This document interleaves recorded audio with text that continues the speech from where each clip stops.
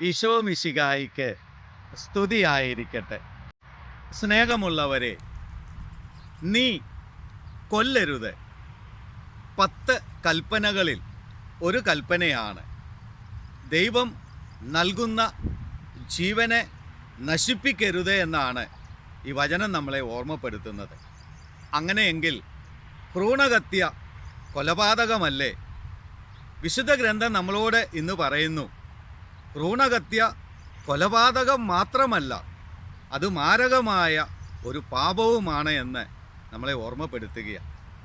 പ്രിയപ്പെട്ടവരെ, എന്തുകൊണ്ടാണ് ഭ്രൂണഹത്യ മാരകമായ പാപമായി തീരുന്നതും അത് കൊലപാതകമായി മാറുന്നതും? ഓരോ ഉദരഫലവും ദൈവം നൽകുന്ന ദാനവും സമ്മാനവുമാണ്. അതാണ് 127 സങ്കീർത്തനം 3 വാക്യത്തിൽ ദൈവം നമ്മളെ ഓർമ്മപ്പെടുത്തുന്നത്. മക്കൾ ദൈവത്തിൻ്റെ ദാനവും ഉദരഫലം ഒരു സമ്മാനവും എന്നാണ് അവിടെ നമ്മളെ ഓർമ്മപ്പെടുത്തുന്നത്.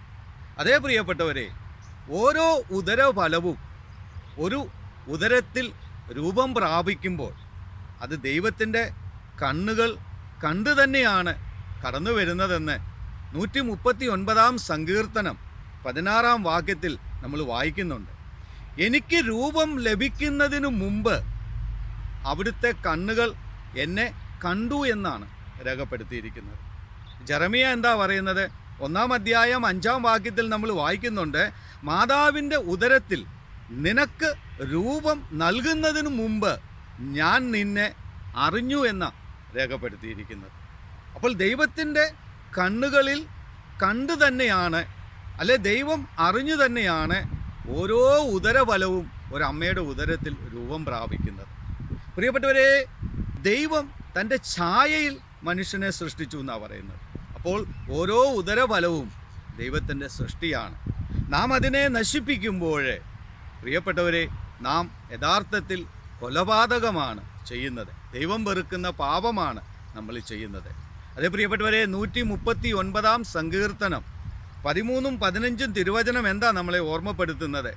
അവിടുന്നാണ് എൻ്റെ അന്തരംഗത്തിന് രൂപം നൽകിയത്, എൻ്റെ അമ്മയുടെ ഉദരത്തിൽ അവിടുന്ന് എന്നെ മെനഞ്ഞു.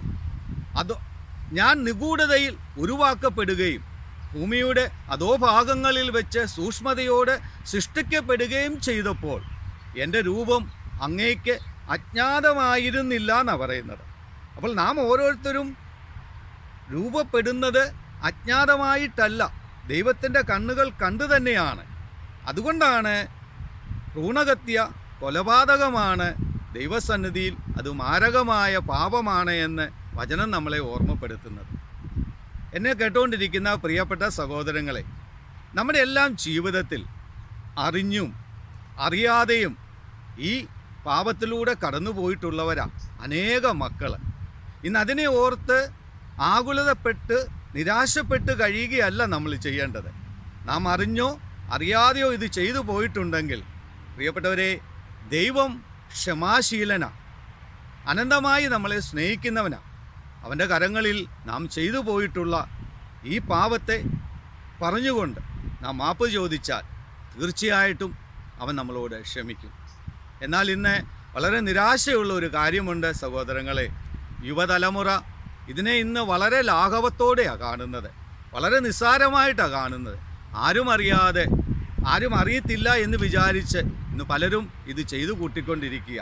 എന്നാൽ ഈ വചനങ്ങളൊക്കെ നമ്മളെ ഓർമ്മപ്പെടുത്തുന്നത്, നാം ആരും അറിയാതെ ചെയ്യുന്നതൊക്കെ ദൈവം കാണുന്നുണ്ട് എന്ന് വചനം നമ്മളെ ഓർമ്മപ്പെടുത്തുന്നുണ്ട്. കാരണം ഓരോ ഉദരഫലവും ദൈവം കണ്ടു തന്നെയാണ്, ദൈവം അറിഞ്ഞു തന്നെയാണ് ഒരു ഉദരത്തിൽ അത് രൂപം പ്രാപിക്കുന്നത്.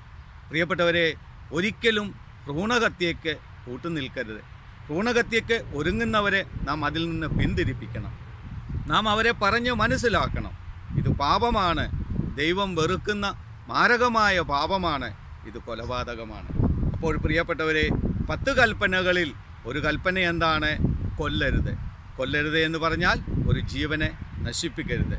ഭ്രൂണഹത്യ ഒരു ജീവനെ നശിപ്പിക്കുന്നതിന് തുല്യമാണ്. ഈ നോമ്പ് കാലഘട്ടത്തിൽ അറിഞ്ഞോ അറിയാതെയോ നമ്മുടെ ജീവിതത്തിൽ പ്രിയപ്പെട്ടവരെ, നാം ആരെങ്കിലും ഇതിന് വഴിപ്പെട്ടു പോയിട്ടുണ്ടെങ്കിൽ നമുക്ക് ഈ നോമ്പ് കാലത്തിൽ തമ്പുരാൻ്റെ സന്നിധിയിൽ ഏറ്റുപറഞ്ഞ് മാപ്പ് പറഞ്ഞ് പ്രാർത്ഥിക്കാം. ഇതിനായിട്ട് ആരെങ്കിലും ഒരുങ്ങുന്നവരുണ്ടെങ്കിൽ അവരെ അതിൽ നിന്ന് പിന്തിരിപ്പിക്കാം. അങ്ങനെ നമ്മുടെ എല്ലാവരുടെയും ജീവിതം കൂടുതൽ അനുഗ്രഹമുള്ളതായി തീരട്ടെ എന്ന് പ്രാർത്ഥിച്ചുകൊണ്ട് സർവശക്തനായ ദൈവം എന്നെ കേട്ടുകൊണ്ടിരിക്കുന്ന എല്ലാവരെയും സമൃദ്ധമായി അനുഗ്രഹിക്കട്ടെ.